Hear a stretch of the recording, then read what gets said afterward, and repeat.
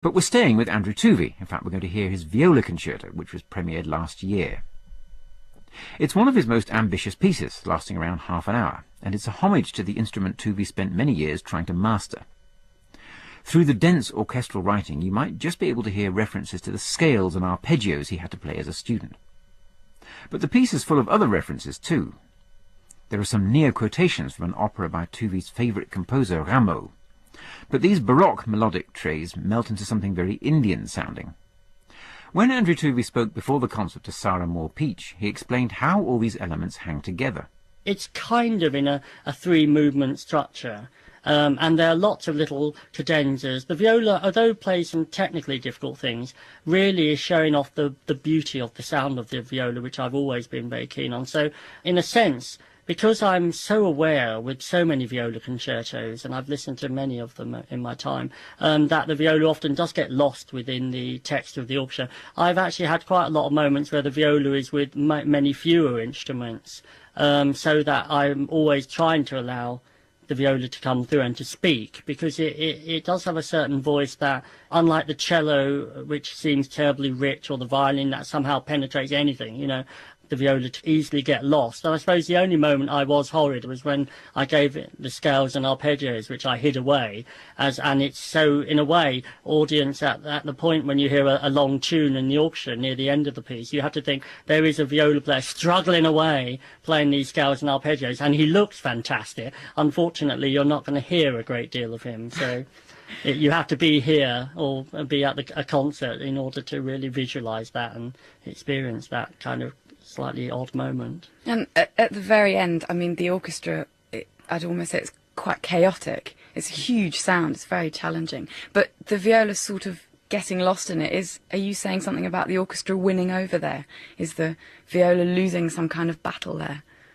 I think, in a sense, certainly it's lost the battle at that moment. And I think, you know, every time you see an orchestra, aren't they just fantastic? You know, this massive amount of people making this enormous big sound. And I really enjoy that. In previous orchestral pieces, I love the idea of orchestras playing great big tunes or what have you together.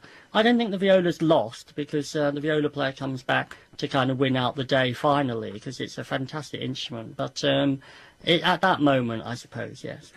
And there's one other very interesting instrument in this, the Indian harmonium, which gives the whole orchestra a completely new sound at that point. Why did you choose that instrument specifically?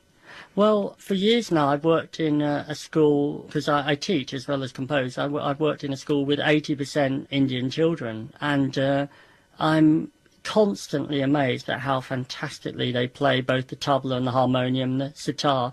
And in actual fact, even at that point when the harmonium is playing its scales, the viola player who plays in octaves is sounding a little bit like a sitar, because it has these very quick kind of leaps. And it was a kind of one of these odd mixtures of me thinking about Lionel Curtis, the old viola player who used to do this enormous sliding around glissando type of technique of trying to did a glissando to the next note and things.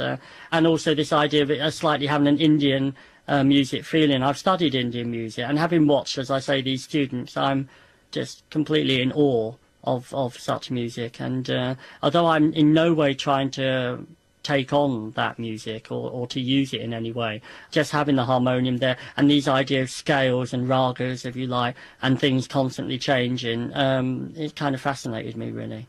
I mean, in a sense, this piece is unlike anything I've done before, which is why I'm kind of nervous when I first hear this piece in particular, because there are so many different things. This element of putting Rameau or Baroque type tunes in, or thinking about what the viola player is as a soloist and as a member in terms with the orchestra, and Indian music and my connection with education and working with Hindu children who play harmonium, etc. All of these elements are things which are in my life, and in a sense, I suppose this music is finally trying to connect up with what I do in my life, rather than just kind of abstract writing music. It's thinking about all the different bits of my life. So to some people it may sound a little bit like, oh, it's a mix of all kinds of different things. To other people it's just a part of my life, you know, and in a sense I'm quite pleased if people connect up with bits of it, and other bits they find a little bit alienating or a bit confusing, because that's actually life, and that's how it is. And my life is as confusing, as chaotic, and as